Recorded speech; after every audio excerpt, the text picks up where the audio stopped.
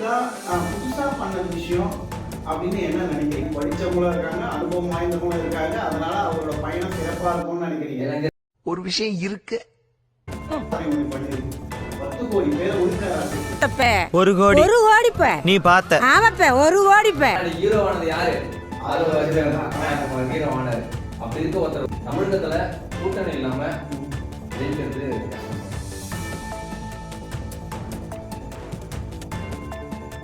3 வருஷத்துலயே கட்சி ஸ்டார்ட் பண்ணி சிஎம் பதவி அதை பிடிக்கிற அளவுக்கு இவருக்கு டேலண்ட் வந்துருச்சுன்னு நினைக்கிறீங்களா?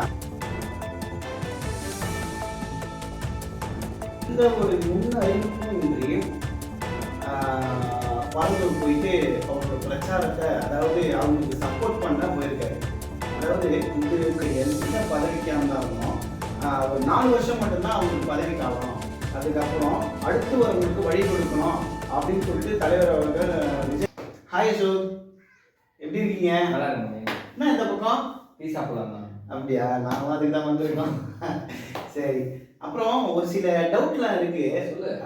புது அரசியல் களம் விஜயின் தாவேகா தமிழக வெற்றி கழகம் இந்த இயக்கத்தின் அதை பத்தி கட்சி ஸ்டார்ட் பண்ணி எவ்வளவு நாள் ஆகுது?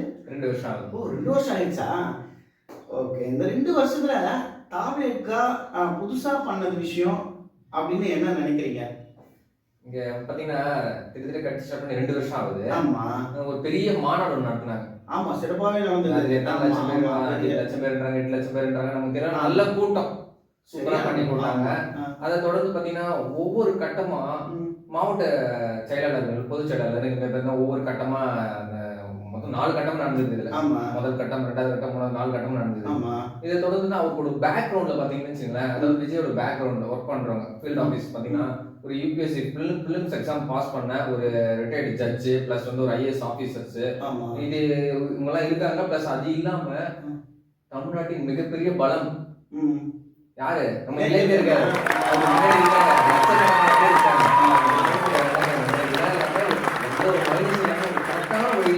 விஜய் போயிட்டு இருக்காங்க நான் நினைக்கிறேங்க. அப்ப நீங்க சொல்றதுன்னா கரெக்டான விஷயமா தான் இருக்கும். பின்னாடி படிச்சவங்களும் இருக்காங்க, அனுபவம் வாய்ந்தவங்களும் இருக்காங்க. அதனால அவரோட பயணம் சிறப்பா இருக்கும்னு நினைக்கிறீங்க. இளைஞர்களும் இருக்காங்க. இளைஞர்கள் அவரை வழி நடத்தி எடுத்துட்டு போவாங்க, அடுத்த கட்டத்துக்கு எடுத்துட்டு போவாங்க நீங்க நினைக்கிறீங்க. ஆமா, சரி. உங்ககிட்ட கேட்க வேண்டிய ஒரு பெரிய கொஸ்டின் ஒண்ணு இருக்கு. அது ஒரு ஆச்சரியமாவும் இருக்கு. கட்சி ஸ்டார்ட் பண்ணி 2 வருஷத்துல 10 கோடி பேர் உறுப்பினராக சேர்ந்திருக்காங்க. இது எப்படி பாக்குறது? இதை நம்ம இந்த 10 கோடி பேரும் தலைவருக்கு ஓட்டு போட்டு பதவியில் உட்கார வச்சிருவாங்களான்றது எனக்கு தெரியல. அது எப்படி நாங்கள் எடுத்துக்கிறது? அதாவது இந்த 2 வருஷத்துல பாத்தீங்கன்னா 10 கோடி பேர் உறுப்பினர்களா சேர்ந்திருக்காங்க. சரி, சாதாரண விஷயம் உலக கட்சியில ஸ்டார்ட் பண்ணி ஒரு குறிப்பிட்ட டைம்ல ஒரு ஷார்ட் பீரியட்ல 10 கோடி பேர் உறுப்பினர் சேர்ந்தது சாதாரண விஷயம் கிடையாது. ஆனா அவங்க இது அப்படி மட்டும் பார்க்க கூடாது. இன்னொரு ஆங்கிள் பார்க்கணும்னு வச்சுக்கலாம். இந்த 10 கோடி பேருக்குமே தமிழ்நாட்டுல ஓட்டுரிமை இருக்கா அப்படின்னு கன்ஃபார்ம் சொல்ல முடியாது. இந்த 10 கோடி பேர் பாத்தீங்கன்னா வெளிநாட்டுல இருக்கலாம், அதர் ஸ்டேட்ல இருக்கலாம், ஓட்டுரிமை இல்லாம வேற ஒரு மாநிலங்கள் இருக்கலாம். இவங்க எல்லாருமே தமிழ்நாட்டு ஓட்டுரிமை இருக்குன்னு சொல்ல முடியாது. அதனால பாத்தீங்கன்னா இவங்க எல்லாருமே ஓட்டு நமக்கு தமிழ்நாட்டுல போடுவாங்கன்னு சொல்ல முடியாது. அதனால இது ஒரு நல்ல விஷயம் தான். பட் ஆனா அது ஓட்டிங் பேங்க் எந்த அளவுக்கு பாதிக்கும் நம்ம சொல்ல முடியாது. அப்ப நீங்க என்ன சொல்ல வரீங்கன்னா, 10 கோடி பேர் உங்க கட்சியில உறுப்பினராக இருந்தா கூட நீங்க எங்க நிக்கிறீங்களோ அங்க இருக்கவங்க போட்டாதான் நீங்க பதவியை பிடிக்க முடியும் சொல்லுவாங்க. ஆமா, கரெக்ட். டெக்னாலஜி காலம் 2026 அதுக்கான ரிசல்ட் நம்ம பார்க்கணும். ஓகே. இப்போ அடுத்தது இன்னொரு கேள்வி ஒண்ணு. வேற ஒரு கட்சியில இருந்து இப்போ அவர் தாவேக்களை சேர்ந்திருக்காரு. அவர் பேர் ஆதவ அர்ஜுனா. அதை எப்படி பாக்குறீங்க? அது சரியா நீங்க சொல்ல வரீங்களா? எப்படி சார்? இப்போ ஆதவ அர்ஜுனா நம்ம எல்லாருக்குமே எப்படி தெரிஞ்சாரு அப்படின்னு நம்ம சொல்ல வேண்டியது கிடையாது. அன்னைக்கு புக் ரிலீஸ் பண்ணாங்க. அன்னைக்கு பாத்தீங்கன்னா கிட்டத்தட்ட ஒரு விஜய் அன்னைக்கு விஜய் தலைவர் விஜய் வந்திருந்தாரு, ஆதவ அர்ஜுனா வந்திருந்தாரு, ஒரு ரிட்டையர்ட் ஜட்ஜு அன்னைக்கு ஃபங்க்ஷன் வந்திருந்தாருங்களா அப்படின்னு நிறைய பேர் தெரியவே இல்லை. அவர் பின்னாடி உட்காந்து இருந்தாரு. ஆனா அன்னைக்கு ஹீரோவானது யாரு? ஆதவ அர்ஜுனா ஹீரோவானாரு. அப்படி இருக்க ஒருத்தர் இந்த கட்சியில இருந்து வந்தாரு. அது நமக்கு தேவையில்லாத விஷயம். இதுல இணையன்னு நினைக்கும் போது பாத்தீங்கன்னு வச்சுங்களேன், நம்ம வேணான்னு தவிர்க்கிறது மிகப்பெரிய ஆபத்து. ஒரு பெரிய ஆளு, நல்ல திறமையான ஆளு, எக்ஸ்பீரியன்ஸான ஆளு கட்சிக்கு வரணும்னு நினைக்கும் போது உள்ள எடுத்துன்னு போட்டு உள்ள ஒர்க் பண்ணாம இருந்தா கட்சி இன்னொரு ஸ்டெப் மேல போகும். அது நல்ல விஷயம் தான் சார். அது நல்ல விஷயமா இருந்தாலுமே அதை பொதுமக்கள் எப்படி எடுத்துப்பாங்க அப்படின்னு எனக்கு சரியா தெரியல. எதனால சொல்றேன்னா, அவங்க வந்த உடனே அவருக்கு உறுப்பினராக சேர்த்தா பரவாயில்ல, வந்த உடனே அதுக்குன்னு அரசியல் கள வியூக அமைப்பாளர்னு சொல்லிட்டு ஒரு போஸ்டிங்கை தராங்க. அது எப்படி எடுத்துக்கிறது, அது சரியா அப்படின்றது எங்களுக்கு தெரியல. அது எப்படின்னு நமக்கும் தெரியலைங்க சார். ஏன்னா வந்து ஆல்ரெடி உள்ள கட்சிக்குள்ள பார்த்தீங்கன்னா ஒரு நிறைய ஆளுங்க இருக்காங்க, அவங்க ஒரு பதவியில் இருக்காங்க. இவருக்கு வந்தவொடனே இவருக்கு ஒரு போஸ்டிங் கொடுத்துருக்காங்க. இது எப்படின்னு எனக்கு தெரியல. மேபி பார்ப்போம். இது ஒரு 2 வருஷம் தான் சார் ஆகுது, கட்சி ஸ்டார்ட் பண்ணி 2 வருஷம் தான் ஆகுது. இந்த டைம்ல தான் எல்லாருக்கும் ஒரு போஸ்டிங் கொடுப்பாங்க. இவர் ஆல்ரெடி ஒரு இடத்துல ஒர்க் பண்ணியிருக்காரு, ஒரு போஸ்டிங் ஒர்க் பண்ணியிருக்காரு. அதனால அது கொடுத்தா மேபி நமக்கு உங்களோட கட்சி வந்து இன்னொரு ஸ்டெப் மேலே போகிறதுக்கு வாய்ப்பு இருக்குனால கொடுத்துருக்காங்க. நல்ல விஷயம் தானே, பண்ணட்டும். ஓகே. அடுத்தது இன்னொரு கேள்வி, இவர் கட்சி ஸ்டார்ட் பண்ணி 2 வருஷம் தான் ஆகுது. அதுக்குள்ளேயே வந்து 3வது வருஷத்துலலாம் எலெக்ஷன் வரப்போகுது, தேர்தல் காலம் காண. அப்போ வந்து இவர் 3 வருஷத்துலேயே கட்சி ஸ்டார்ட் பண்ணி சிஎம் பதவி அதை பிடிக்கிற அளவுக்கு இவருக்கு டேலண்ட் வந்துருச்சுன்னு நினைக்கிறீங்களா, இல்லை வந்து இன்னும் போராட்டங்கள் நிறைய இருக்குன்னு நினைக்கிறீங்களா? இப்போ வந்து பார்த்தீங்கன்னா கட்சி ஸ்டார்ட் பண்ணி 3 வருஷம் தான் ஆகுது. அப்போ வந்து 3வது வருஷத்துல பார்த்தீங்கன்னா 2026 வந்து எலெக்ஷன்ல நம்ம சந்திக்க போறோம். ஆமா ஆமா. 2026 நம்ம வந்து முதல்வர் ஆயிடும்னு சொல்லிட்டு சொல்றதா நீங்க சொல்றீங்க. எங்களால 2026 முதல்வர் ஆக முடியாதுன்னு வந்து கன்ஃபார்ம் நாங்களே எங்க ஒத்துக்கவும் மாட்டோம். எங்களோட 100% நாங்க போடுவோம். அவங்க போடுறாங்க, ஓகேங்களா? ரிசல்ட்டை பார்ப்போம், ரிசல்ட் என்ன ஆகுதுன்னு பார்ப்போம். அவங்களால முடிஞ்ச முயற்சி 100% கொடுக்கட்டும், ரிசல்ட்டை பார்ப்போம். அப்ப நீங்க என்ன சொல்ல வரீங்கன்னா, உங்களால பதவி ஜெயிக்க முடியல அப்படின்னாலும் எதிர்கட்சின்ற தகுதியாச்சும் நீங்க பிடிப்பீங்கன்னு சொல்ல வரீங்க. நீயும் முடியாதுன்றதான் 2வதுங்க சார். முடிஞ்ச முயற்சியில 100% நம்ம போடுவோம். அவ்வளவுதான், வேற ஒண்ணும் இல்லை. சரி, இப்போ இவர் 2026 சிஎம் ஆகணும்னா பல கட்சியோட கூட்டணி வச்சாதான் முடியும். இப்போ தமிழ்நாட்டில் அவர் கூட்டணி வைக்காம எந்த கட்சியும் சிஎம் பதவி பிடிச்சதா கிடையாது. இப்போ அவர் கூட்டணி வைக்கணும்னா அதை எப்படி வச்சுப்பாரு, அது ஏத்துக்கிறது வந்து சரியா அப்படின்னு சொல்லிட்டு விஜய் அவர்கள் அந்த பக்கம் வந்து எதனா ஒரு கருத்து வந்திருக்கா, அதனால தான் சொல்லுங்க சார். இப்போ கருத்து வந்திருக்கா இல்லைன்னு விடுங்க, அது விடுங்க. தமிழகத்துல கூட்டணி இல்லாம ஜெயிக்கிறது கஷ்டம் சார், அது ரொம்ப கஷ்டம். ஆமா, இது வரைக்கும் எந்த கட்சியும் பண்ணாத இல்லாம வின் பண்ண முடியாது, ஓகேங்களா? அதனால பாத்தீங்கன்னா ஒரு வலுவான கூட்டணி இருந்ததுன்னா மேபி பாத்தீங்கன்னா அங்க நம்ம வின் பண்றதுக்கு பீட் பண்றதுக்கு நிறைய வாய்ப்புகள் இருக்குங்க சார். அது வந்து வலுவான கூட்டணியா வலுவான கூட்டணி இல்லையா எப்படின்னு சொல்லிட்டு அது களத்துல தான் நம்ம சந்திப்போம். களம் ஒன்றும் ஸ்டார்ட் பண்ணவே இல்லை. 2026 வரட்டும், அப்ப பார்க்கலாம், அப்பதான் நமக்கு தெரியும். இப்போ நமக்கு தெரியாது மேபி. ஆனா வந்து கூட்டணி இருந்தாதான், கூட்டணி கரெக்டான கூட்டணி நடந்தா மட்டும்தான் வந்து நம்ம இருக்கிற ரூலிங் பார்ட்டி அடிக்கிறதுக்கான வாய்ப்பு நிறைய இருக்கு. அப்போ இதுலயே விஜய் அவர்கள் சொல்லியிருந்தாரு பொது மீட்டிங்ல நினைக்கிறேன். அப்போ வந்து அதிகார பகிர்வும்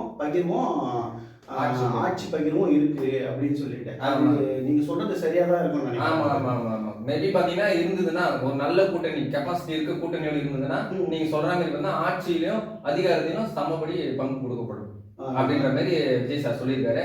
அது நடக்கும், பார்க்கலாம் அது எப்படி நடக்குதுன்னு பார்க்கலாம். அப்போ கூட்டணி வச்சு இவங்க வந்து ஆட்சிக்கு வந்துட்டாங்க அப்படின்னா தலைவரா, அதாவது சிஎம்மா விஜய் அவர்கள் தான் இருப்பாரு. அவங்க கீழே தான் மற்ற கட்சிங்க எல்லாமே இருக்கும் அப்படின்னு நாங்க எதிர்பார்க்கிறோம். அது சரியா இருக்குமா தவறா இருக்குமா? அந்த கூட்டணியை பொறுத்து தான் சார் இருக்கு, ஓகேங்களா? கூட்டணியில யார் மெஜாரிட்டி இருக்காங்களோ அவங்க தான் சார் முதல்வர் ஆக முடியும். அது விஜய் சார் வந்து கூட்டணியோட மெஜாரிட்டியா இருந்தாருன்னா அவரு தான் அந்த கூட்டணியை சேர்க்கிறாருன்னா நீங்க சொல்ற மாதிரி அவர் தான் முதல்வர் போட்டியாளராக இருப்பாரு. மேபி பாத்தீங்கன்னா அவரோட கெப்பாசிட்டி கம்மியா இருக்கு, கூட்டணி வேற ஒரு கூட்டணி சேர்க்கிறாங்க, அது போய் அதில் ஜாயின் பண்றாருன்னா அவர் வந்து துணை தலைவராகவோ துணை முதல்வராகவோ இல்ல வேற எதனா போஸ்டிங்ல இருக்க வாய்ப்பு இருக்கு. அதுக்கு வாய்ப்பு இல்லைன்னு நினைக்கிறேன். மெஜாரிட்டி அதிகமா இருக்கிற மாதிரி தான் தெரியுது. பார்க்கலாம், அது வந்து களத்து காணும் போது நமக்கு தெரியும் சொல்லிட்டு. அது தெரியுங்களா, பார்த்து முடிவு எடுப்பாங்க. நம்ம அது நம்ம எதுவும் பேச முடியாது. அது வரைக்கும் தாவேக்கா வந்து நல்ல பயணத்தை நல்லா மேற்கொண்டு இருக்கு. மற்றவங்க கிட்ட வந்து நல்ல பேரே வாங்கியிருக்கு தாவேக்கா. இது வரைக்கும் அது போற வழி வந்து பாத்தீங்கன்னா ஒரு நல்ல வழியா போயிட்டு இருக்கு, சரியான வழியில போயிட்டு இருக்காங்க. தாவேக்கா தலைவர் வந்து ஸ்டாலின் அவர்களுக்கு பிறந்தநாள் வாழ்த்துக்கள் தெரிவிச்சிருக்காரு, அவரோட பிறந்தநாள் அன்னைக்கு. அதை எப்படி பார்க்குறீங்க? ஏன்னா இப்போ ஸ்டார்ட் பண்ணதுல இருந்து அந்த அரசியலை பத்தி தான் விஜய் அவர்கள் நிறைய பேசியிருக்காரு. அப்போ அவருக்கே வாழ்த்து தெரிவிக்கிறாங்க அப்படின்னும் போது இதை நாங்க எப்படி எடுத்துக்கிறது அப்படின்னு எங்களுக்கு தெரியல. விளக்க சொல்றேன். வந்து ஸ்டாலின் சார் வந்து தமிழ்நாட்டோட சீஃப் மினிஸ்டர் சார் அவரு, ஓகேங்களா? அவருக்கு ஒரு பர்த்டே வருது ஆமா. ஓகேங்களா? அவர் வந்து பாராட்டுறதும் அவர் வாழ்த்துக்கள் தெரிவிக்கிறதும் நல்ல விஷயம் தானே சார் அது. எதிர்க்கிறது வந்து பாத்தீங்கன்னா கொள்கையிலும் நாங்க வந்து ஆட்சிக்கு வரணுன்றதுக்காக கொள்கையில் எதிர்க்கிறாங்க. ஓகேங்களா? அவங்க வந்து பாத்தீங்கன்னா அதை விட்டுடுங்க. இவர் வந்து பாத்தீங்கன்னா தனிப்பட்ட முறையில வந்து ஒரு ஸ்டாலின் சீஃப் மினிஸ்டர் பாத்தீங்கன்னா இவர் வந்து அவரோட வாழ்த்துக்கள் தெரிவிக்கிறார். இது நல்ல விஷயம் சார். இது பாராட்டக்கூடிய விஷயம், இது வரவேற்கக்கூடிய விஷயம் சார். இது நல்ல விஷயம், வரட்டும், நல்லதான் இது. அப்ப நீங்க சொல்றது என்னன்னா, நீங்க வந்து அரசியல் ரீதியா தான் நாங்க எதிர்க்கிறோமே தவிர மற்றபடி அவங்க மேல எந்த விருப்பம் எங்களுக்கு கிடையாதுன்னு சொல்ல வரீங்க. இன்னொரு விஷயத்த உங்ககிட்ட கண்டிப்பா கேட்டே ஆகணும். நான் சொல்லுங்க சார். தாவேகா தலைவர் விஜய் அவர்கள் எந்த ஒரு முன் அறிவிப்பும் இன்றி பரந்தூர் போயிட்டு அவரோட பிரச்சாரத்தை, அதாவது அவங்களுக்கு சப்போர்ட் பண்ண போயிருக்காரு. அதாவது இது கட்சி ஸ்டார்ட் பண்ணி இது நாள் வரைக்குமே ஒரு ப்ரெஸ்ஸை கூப்பிட்டு ஒரு மீட்டிங் வைக்கணும் அப்படின்றது பண்ணாம திடீர்னு டக்குன்னு போயிட்டு ஒரு பரந்தூர்ல போயிட்டு ஒரு விஷயத்த பண்ணியிருக்காரு. அதை நாங்கள் வரவேற்கிறோம். அது ஏன் மக்கள்கிட்ட சொல்லாம அது டக்குன்னு அந்த ஒரு விஷயத்த செய்யணும்? அதாவது என்ன சொல்ல வரீங்கன்னா பாத்தீங்கன்னா பிரஸ் மீட் எதுவும் கொடுக்கல. ரெண்டாவது வந்து பறந்து போகும்போது யார்கிட்டயும் சொல்லவும் இல்லை. சரி, நீங்க வந்து பாத்தீங்கன்னா பெரிய பெரிய அரசியல் ஜாமான்கள், பெரிய பெரிய அரசியல்வாதி, நீங்க ரூலிங் பார்ட்டி கூட இருக்காங்க. ஓகேங்களா? அவங்களே வந்து பிரஸ் மீட் கொடுக்கறதுக்கு கொடுக்க மாட்டாங்க. வந்தாலும் தவிர்த்துட்டு போயிருக்காங்க. ஓகேங்களா? பொது இடங்கள்லாம் தவிர்த்துட்டு போயிருக்காங்க. அப்படிங்கும் போது 2 வருஷம் தான் சார் அவர் கட்சி ஸ்டார்ட் பண்ண குழந்தை சார். இவர் கொடுத்தே அவனு அவசியம் கிடையாது. ஒரு சரியான வழிதான். இப்படியே போட்டோம் கொடுப்பாரு சார், கண்டிப்பா கொடுப்பாரு. அவரு கொடுத்து எதனா சிக்கல்ல மாட்டணும் தானே விரும்புறீங்க? இல்ல, அவர் சிக்கல் மாட்டணும்னு நான் சொல்ல வரல. அவர் எதுக்காக நான் கொடுக்க மாட்டாரு அப்படின்னு நான் நினைச்சேன்னா, அவர் மீடியா வந்து ஒரு கருவி மாதிரி யூஸ் பண்றாரு. அவருக்கு தேவைன்னும் போது அதை சரியா பயன்படுத்துறாருன்னு சொல்ல வரேன். அதாவது அதுல போயிட்டு சிக்கிக்கிட்டு நிறைய பேர் சின்ன பண்ண ஆயிருக்காங்க. ஆனா இவர் வந்து அது ஒரு கருவியா அவரோட வளர்ச்சிக்கு மட்டும் பயன்படுத்துறாருன்னு நான் சொல்ல வரேன். ஆனா அது எனக்கு மாற்று கருத்துனால அவர் வந்து ஒரு விஷயத்த செய்ய போறாருன்னா மக்களுக்கு எந்த அறிவிப்புமே இருக்க மாட்டேன். அது சொல்ற. அது பரந்தூர் பாத்தீங்கன்னு வச்சுக்கலாம். இப்போ விஷயத்த வரணும்னா பரந்தூர் போற அன்னைக்கு பாத்தீங்கன்னா முன்னாடி இந்த டேட்ல ஒரு மேபி ஒரு 2 நாள் முன்னாடி பாத்தீங்கன்னு வச்சுக்கலாம், நான் இந்த டேட்ல அங்கே கரெக்டாக அங்கே வரப்பா நான் அப்படின்னு வந்து தொண்டர்களுக்கு வந்து அறிவிச்சுட்டு போனான்னு வச்சுக்கலாம். அங்கே எவ்வளோ கூட்டம் சேரும் அப்படின்னு உங்களுக்கு நல்லாவே தெரியும். அதனால வந்து முன்னறிவிப்பு இல்லாமல் போனதான் பார்த்தீங்கன்னா ஒரு கரெக்டான வே. அப்பயே பார்த்தீங்கன்னா ஏகப்பட்ட கூட்டம் அங்கே சேர்ந்து போச்சு. இதனால வந்து இந்த ஒரு விஷயத்தால ஒரு முன்னறிவிப்பு இல்லாமல் ஒரு சில இடங்களுக்கு போக வேண்டியதாக இருக்கு. நிறைய இடங்கள் அவங்களால போக முடியல. சில இடங்கள் வந்து முன்னறிவிப்பு இல்லாமல் போனால் கூட அந்த இடத்துல அவர் வந்துட்டாருன்னா அங்கே நடக்கிற அசம்பாவிதங்களுக்கு இவர் காரணமாக போயிடும். நடந்திருக்கு. அதனால இவர் வந்து பாத்தீங்கன்னா சில இடங்களுக்கு நேரடியா போக மாட்டாரு. சில போனாலும் வந்து முன்னறிவிப்பு இல்லாம போறாரு. இதுதான் சார் காரணம். சரியான விஷயமா தான் இருக்கு. அதுவும் சரிதான்.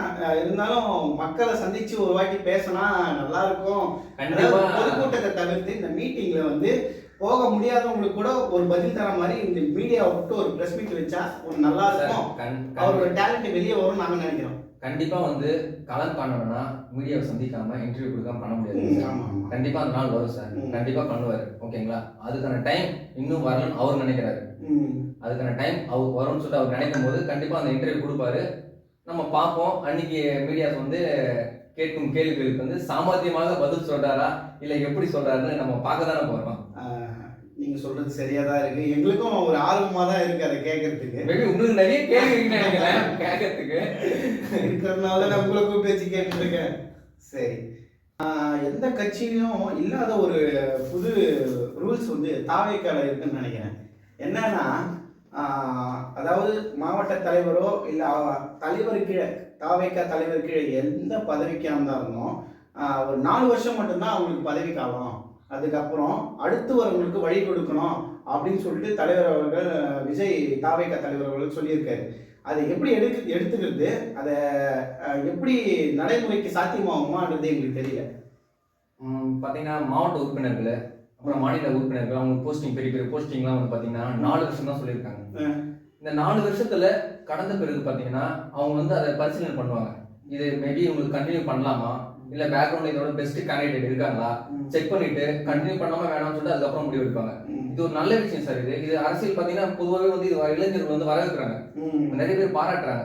இது மேபி மற்ற அரசியல் கட்சிகள் ஃபாலோ பண்ணா ரொம்ப சந்தோஷமா இருக்கு சார். இது அதுவும் நீங்க சொல்றதும் சரிதான். ஆனா இது தாவேக்கால் அறிமுகப்படுத்தினது வந்து உண்மையிலேயே வந்து வரவேற்கத்தக்க கூடியதுதான் இது. ஆமா ஆமா. இது பாத்தீங்கன்னா வச்சுக்கோங்களேன், இது இப்ப இங்க தமிழ்நாட்டுல இது ஃபர்ஸ்ட் டைம். இது இன்டர்நேஷனல் லெவல்ல எடுத்துன்னா வேற நாட்டுல பாத்தீங்கன்னா பெரிய பெரிய ஜனநாயக நாட்டுல இதெல்லாம் நிறைய கட்சிகள் வந்து ஃபாலோ பண்றாங்க. அதை பார்த்துதான் இவர் இங்க பண்ணிருக்காரு. அது எந்த கட்சி நான் குறிப்பிட்டு சொல்ல தேவையில்ல.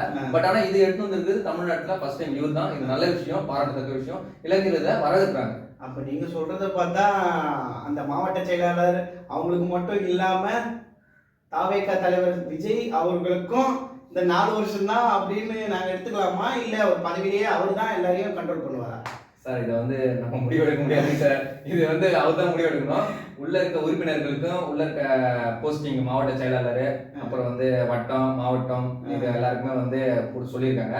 இது தலைவருக்கும் இது பொருந்துமா பொருந்தாதா இது எப்படின்னு வந்து தெரியுங்க சார். கண்டிப்பா இது ஒரு நல்ல திட்டமா தான் நாங்க, இது உள்ள ஐடியாவா தான் நாங்க பாக்குறோம். ஏன்னு சொன்னீங்கன்னா அடுத்து வர முதல் பட்டதாரி குடும்பத்துல இருக்கவங்களுக்கு வந்து அடுத்து வந்து அவங்களுக்கு வாய்ப்புகள் நிறைய கிடைக்கிறதுக்கு வாய்ப்பு. கண்டிப்பா இப்ப நீங்க அந்த கட்சி நீங்க இப்ப யாரு போக நினைச்சாலும் பாத்தீங்கன்னா இப்ப அவங்க மட்டும் தான் அந்த போஸ்டிங்ல இருப்பாங்க. நம்மளே எப்ப போஸ்டிங் அவங்க நிறைய கட்சியில நிறைய பேர் வெயிட்டிங்ல இருக்காங்க.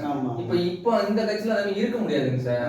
நீங்க கரெக்டா ஒர்க் பண்றீங்க, கடுமையா உழைக்கிறீங்கன்னா உங்களுக்கான வேலிடிட்டி கரெக்டா ஒரு டைம்ல வரும் அப்படின்னு ஒரு நம்பிக்கை வந்து ஒர்க் பண்றவங்களுக்கு கிடைக்கும் சார். இது கரெக்ட் தான். ஆமா, அது நான் உண்மையிலே வரவேற்கத்தக்க கூடியது தான். இது இருந்தாலும் ஒரு தலைவருக்கும் அதே நிலைதானான்றது எங்களுக்கு தெரியல, அதனால கேட்டு தெரிஞ்சுக்கிட்டோம். அப்புறம் அசோக் முடிஞ்சது. நான் கேட்க வேண்டிய கேள்வி எல்லாம் கேட்டேன். ஆனா டீ குடிக்காம வந்த இடத்துல டீ குடிக்காம அரசியல் பேசிட்டு இருக்கோம் நம்ம. அது வரைக்கும் அடுத்த கட்டத்துல நம்ம பார்த்து பேசலாம். அடுத்து கண்டிப்பா நீங்க டீ கடைக்கு வரணும், நிறைய கேள்விகள் கேட்க வேண்டியது இருக்கு. நன்றி. Okay bye.